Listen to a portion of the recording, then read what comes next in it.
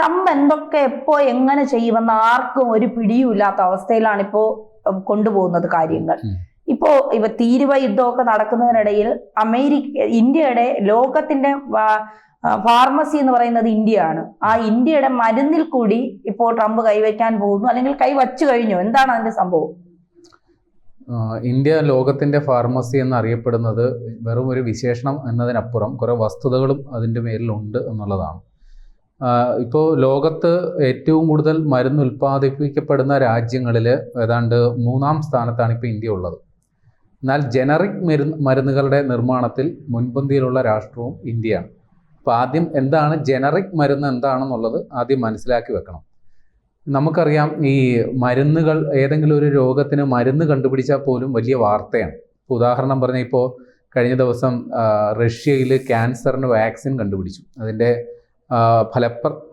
പരീക്ഷണങ്ങൾ ഫലപ്രാപ്തിയിലെത്തി എന്നുള്ളതൊക്കെയാണ്. അപ്പോൾ അത് വലിയൊരു കണ്ടുപിടുത്തമാണ്. അപ്പോൾ നമ്മൾ കണ്ടുപിടുത്തം എന്ന് പറഞ്ഞാൽ ഈ സ്വിച്ചിട്ട ലൈറ്റ് കത്തുന്നത് പോലെ പെട്ടെന്ന് നടക്കുന്ന ഒരു പരിപാടിയൊന്നുമല്ല. അപ്പോൾ അതിന് വേണ്ടിയിട്ട് ഒരു ഗവേഷക സംഘം വർഷങ്ങളോ അല്ലെങ്കിൽ പതിറ്റാണ്ടുകളോ എടുത്ത് മെനക്കെട്ടിരുന്ന് പഠിച്ച് ഓരോന്നിനും ഇങ്ങനെ എന്താ പറയുക, അവരുടെ ഒരു ജീവിതകാലം മുഴുവൻ അധ്വാനിച്ചിട്ടായിരിക്കും ഏതെങ്കിലും ഒരു മരുന്ന് കണ്ടെത്തുക. അപ്പോൾ അത് അത്തരം അവരുടെ ബുദ്ധി അതിനു വേണ്ടി ഉപയോഗിച്ചത് കൊണ്ട് അവർക്ക് ആ ഒരു മരുന്നിൻ്റെ മേൽ ബൗദ്ധിക സ്വത്തവകാശം അല്ലെങ്കിൽ ഇൻ്റലക്ച്വൽ പ്രോപ്പർട്ടി എന്ന് പറയും, അവരുടെ ബുദ്ധി ഉപയോഗിച്ചാണ് ഇത് ചെയ്തത്. നമുക്ക് വേണമെങ്കിൽ അത് ഈസി ആയിട്ട് അടിച്ചു മാറ്റി കൊണ്ടുപോകാൻ പറ്റില്ല. മനസ്സിലാകുന്ന ഭാഷയിൽ പറഞ്ഞു കഴിഞ്ഞാൽ, നമ്മുടെ നാട്ടിൽ ഒരു സൂപ്പർ ഹിറ്റായിട്ടൊരു സിനിമ ഇറങ്ങുന്നെന്ന് കരുതുക.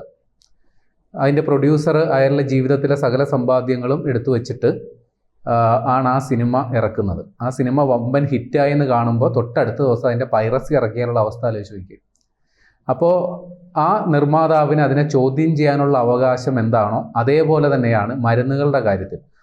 ഏതെങ്കിലും ഒരു അസുഖത്തിൻ്റെ മരുന്ന് കണ്ടുപിടിച്ചു കഴിഞ്ഞാൽ ആ കണ്ടുപിടിച്ചയാൾക്ക് അതിൻ്റെ മേലൊരു റൈറ്റ് ഉണ്ട്. ചിലപ്പോൾ ആ റൈറ്റിന് അയാൾ ചുമത്തുന്നത് കോടികളാകാം, ചിലപ്പോൾ ശതകോടികളാകാം.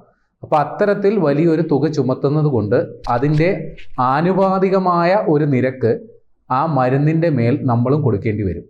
ഇപ്പോൾ ഉദാഹരണം പറഞ്ഞാൽ, ഒരു പാരസെറ്റമോൾ ഗുളിക, 1 രൂപ കണക്കാക്കുന്ന പാരസെറ്റമോൾ ഗുളികയുടെ അതിൻ്റെ യഥാർത്ഥ ചെലവ്, അതിൽ ഉപയോഗിക്കുന്ന രാസവസ്തുക്കൾ, മറ്റു കാര്യങ്ങൾ, അതിൻ്റെ പാക്കിംഗ് അടക്കം യഥാർത്ഥ ചെലവ് ഒരു 60 പൈസയാണെന്ന് കണക്കാക്കുക. ബാക്കി 40 പൈസ ഈ പാരസെറ്റമോൾ കണ്ടുപിടിച്ച ഗവേഷകന് കൊടുക്കുന്ന പ്രതിഫലമാണ്.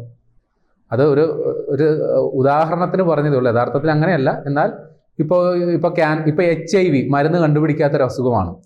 HIV എയ്ഡ്സ്, അതിനൊരാൾ മരുന്ന് കണ്ടുപിടിച്ചാൽ ആ കണ്ടുപിടിച്ച ആ ഗവേഷക ഫലത്തിന് അയാൾ ചുമത്തുന്ന പേറ്റന്റ് റൈറ്റ് എന്ന് പറയുന്നത് അതിഭീകരമായിരിക്കും. കാര്യം ഇല്ലാത്തൊരു മരുന്നാണ്, ഇതുവരെ ഇല്ലാത്തൊരു മരുന്നാണ്.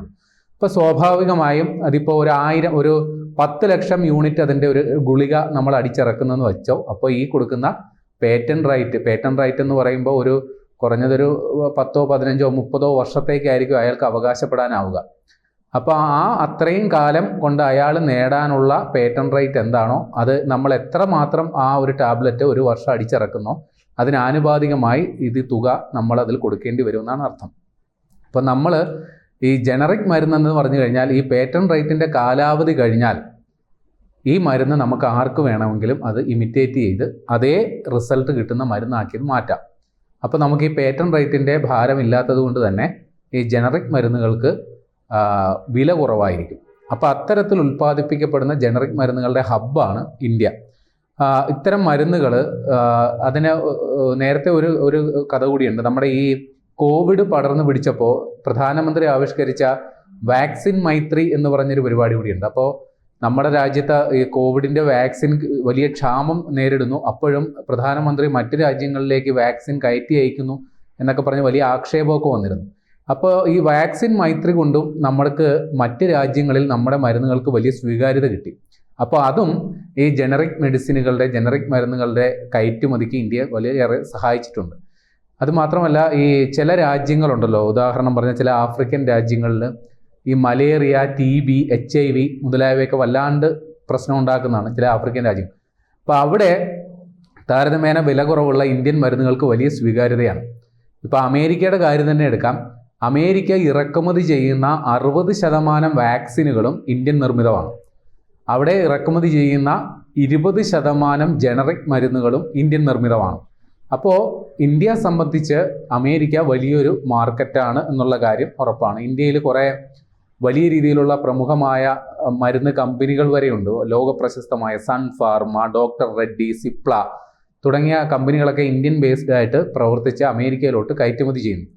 അപ്പോൾ ഇവിടെ അമേരിക്ക ഇപ്പോൾ ചെയ്തുകൊണ്ടിരിക്കുന്ന ഒരു പരിപാടി, ചില അമേരിക്കൻ കമ്പനികളുണ്ട്. ഉദാഹരണം പറഞ്ഞാൽ ഈ ജോൺസൺ ആൻഡ് ജോൺസൺ, അതൊരു അമേരിക്കൻ കമ്പനിയാണ്. പക്ഷേ അമേരിക്കയിൽ നമുക്കറിയാമല്ലോ, അവിടെ താരതമ്യേന വലിയ ചിലവാണ് എല്ലാത്തിനും. അവിടുത്തെ ജീവിത നിലവാരം വലുതായതുകൊണ്ട് തന്നെ അവിടെ വലിയൊരു ചിലവ്. അതുകൊണ്ട് തന്നെ അവരുടെ മരുന്നുകളൊക്കെ ഉൽപ്പാദിപ്പിച്ചുകൊണ്ടിരിക്കുന്നത് ഇന്ത്യയിലോ അല്ലെങ്കിൽ ചൈനയിലോ, എന്നിട്ട് ഇവിടെ ഉൽപ്പാദിപ്പിച്ചിട്ട് അങ്ങോട്ട് കയറ്റി അയക്കുക. ഇതാണ് പരിപാടി ചെയ്തുകൊണ്ടിരുന്നത്. അപ്പോൾ കയറ്റി അയക്കുന്നതുകൊണ്ട് അവർക്ക് പ്രത്യേകിച്ച് കുഴപ്പമൊന്നുമില്ല. കാരണം അമേരിക്കയിൽ അതിന് ടാക്സ് ഇല്ല, നമുക്ക് മരുന്നായതുകൊണ്ട്. ഇപ്പോൾ പക്ഷേ ട്രംപ് ഇത് കണ്ടുപിടിച്ചു, ഈ ഒരു കള്ളത്തരം. അതായത് അമേരിക്കൻ കമ്പനികൾ ചെലവ് കുറച്ച് മറ്റ് രാജ്യങ്ങളിൽ കൊണ്ടുപോയി ഉൽപ്പാദിപ്പിച്ച് അമേരിക്കയിൽ കൊണ്ടുവന്ന് വിറ്റ് വലിയ ലാഭം ഉണ്ടാക്കുന്നു. അപ്പോൾ ഇപ്പോൾ ട്രംപ് പറയുകയാണ് ആ പരിപാടി വേണ്ട, അങ്ങനെ മറ്റ് രാജ്യങ്ങളിൽ പോയി നിങ്ങൾ മരുന്ന് നിർമ്മിക്കുന്നെങ്കിൽ അത് അമേരിക്കയിൽ തന്നെ നിർമ്മിച്ചാൽ മതി. ഇത് കൂടാതെ അങ്ങനെ അമേരിക്കയിൽ തന്നെ നിർമ്മിച്ചാൽ മതി. അപ്പോൾ സ്വാഭാവികമായിട്ടും ചിലവ് കൂടും, മരുന്നിൻ്റെ വില കൂടും. അപ്പോഴും ഈ ഇന്ത്യയിൽ നിന്നൊക്കെ വരുന്ന മരുന്നുകൾ, വില കുറഞ്ഞ മരുന്നുകൾ അവിടെ സുലഭമായി കിട്ടുമല്ലോ. അപ്പോൾ സ്വാഭാവികമായിട്ടും ഇവർക്ക് അമേരിക്കയിൽ മരുന്ന് നിർമ്മിക്കുക എന്നുള്ള പരിപാടി വലിയ രീതിയിൽ മുമ്പോട്ട് പോയില്ല.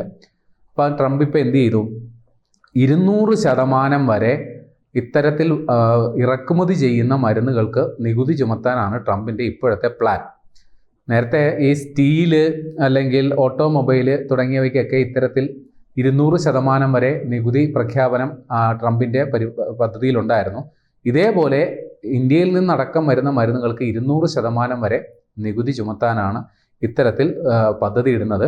അപ്പോൾ അത്തരത്തിൽ ഇപ്പോൾ ഒരു 25% നികുതി ചുമത്തിയാൽ സ്വാഭാവികമായിട്ടും മരുന്നുകളുടെ വിലയിൽ ഒരു 10 മുതൽ 14% വരെ വർധന ഉണ്ടാകാൻ സാധ്യതയുണ്ട്.